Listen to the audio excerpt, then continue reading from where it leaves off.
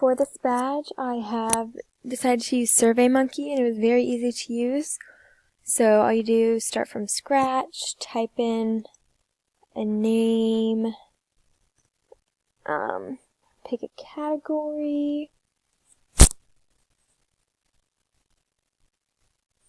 and then the questions can be multiple choice, drop down, checkbox, lots of different options. And then you can create an answer, and then when you send out your survey to other people, you can analyze the results and collect the responses as well and organize them. And so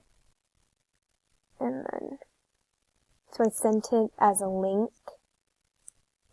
right here, and 6 people have responded. I didn't end up doing the email, so I sent it as a link.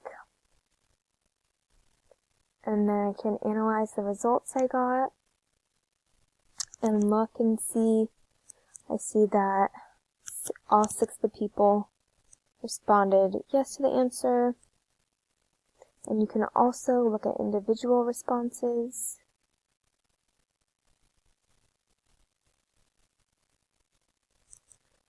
So this is respondent number 6, and I can choose and look at any of their answers.